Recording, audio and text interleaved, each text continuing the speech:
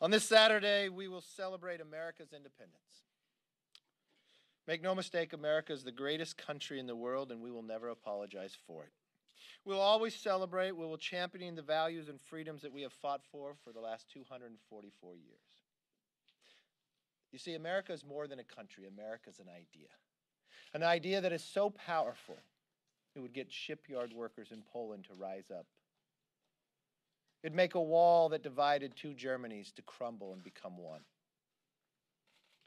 It'd make 30 years ago more than 1 million students come to Tiananmen Square to build the goddess of democracy in the symbol of the Statue of Liberty. It'd give the strength to one man to stand in front of a tank knowing the outcome of his own life, but with the belief and the craving of freedom that he'd rather live with freedom or die without. Today, those in Hong Kong came out to do the same. It is a great responsibility for America to maintain. There's been no other country like ours, conceived in liberty and dedicated to the proposition that we are all equal. So this 4th of July, every American should pause for a moment to thank God that they were born here, but also double the commitment, regardless of party, that you will bind yourself to pass that freedom and guarantee it to the next generation. I have a portrait of Frederick Douglass in my office, a man who was born into slavery, fought for his freedom, to become an advisor to the very first Republican president, Abraham Lincoln. Frederick Douglass said this to describe America: every man has his chance. If he cannot be president, he can at least be prosperous.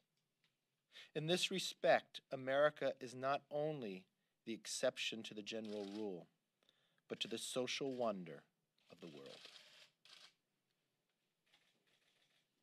Unfortunately, though, some on the left, encouraged by the silence of Democratic leaders, including the Speaker of this House, are trying to erase our story. They want to erase our history. Whether it is at a monument of Abraham Lincoln freeing a slave or of 4 of our greatest presidents, Democrats no longer view the richness of our country's history worthy. Not only do they want to erase our past, they want to radically change the way we live today. The mobs that Democrats encourage destroy property. They threaten and sometimes even attack innocent citizens.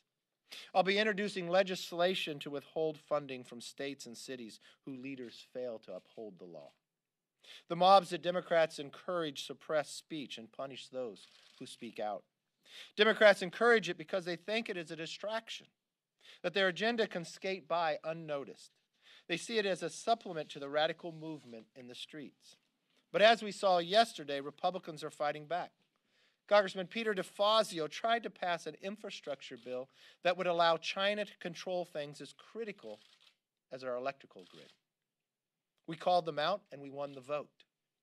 We won the vote even though they had every advantage, not just to having a majority, but even those who want to stay home and still get a paycheck who give their vote to Nancy Pelosi. Today's jobs report is more confirmation that this administration will get us on a path to the great American comeback. 4.8 million jobs created just last month, smashing every economist's expectations. My colleagues on the other side of the aisle may have stopped believing in the American dream, stopped believing that this is the greatest country this world has ever seen. They may want to erase everything that has made America exceptional. But I haven't stopped believing in America, and I am willing to bet that every day hardworking Americans believe the same. Whether they are the first generation or the 10th across this country, still believe this great nation as well. This July 4th, I'm going to celebrate this incredible nation, and I know that while some of my colleagues will not, America across this country will. I'm so thankful that God made me an American. I feel privileged to have that honor. And I believe we all must uphold the basis of why this country was created.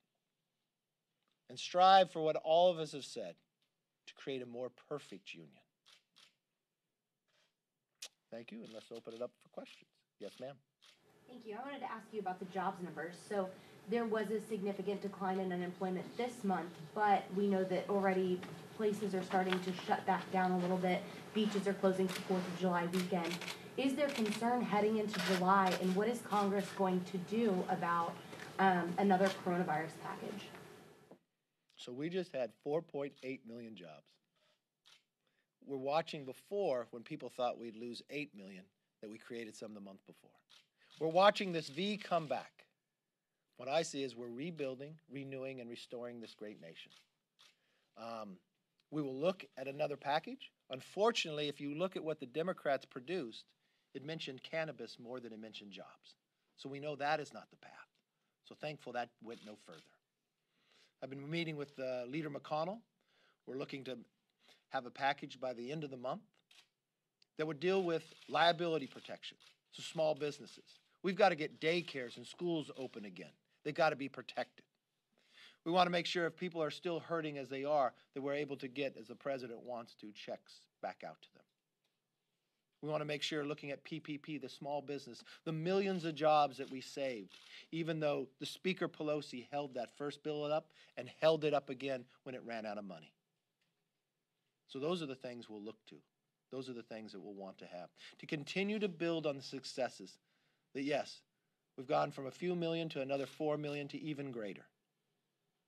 That what we promised, even though we've had to battle a virus we did not invite, nor did we create, that a country from a faraway land lied to all of us about, that the freedom of America is more resilient and will come back stronger than we were before. Yes? Mr. Leader, do you think that President Trump is currently losing to Joe Biden? Well, the election's not today. Poll numbers look like it's challenging in some places, but I fundamentally believe Joe Biden hasn't laid out a case for why he should be elected. When I look today... He asked him, what are you going to do for a second term? I mean, were you satisfied with what the president Look, said? what I know what the president's going to do for the second term is exactly what he's doing right now. Rebuilding, restoring, and renewing a country's greatness. We're just watching today the exact answer, 4.3 million jobs. If you ask Joe Biden how to create those, he said you'd need a magic wand.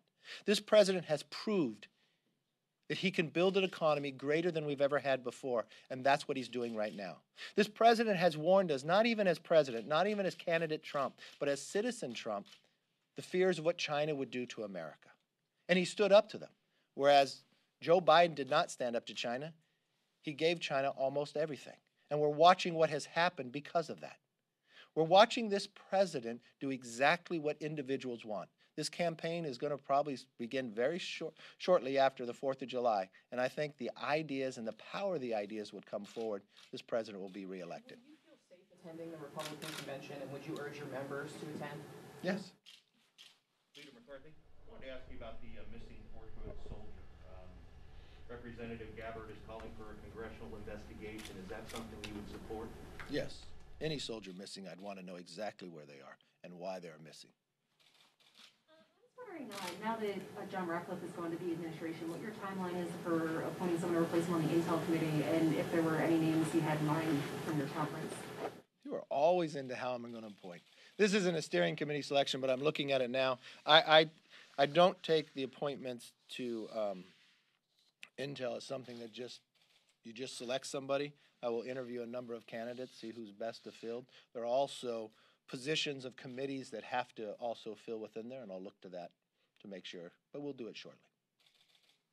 Going back to the next coronavirus relief package, I'm just curious where your caucus stands when it comes to additional state and local aid.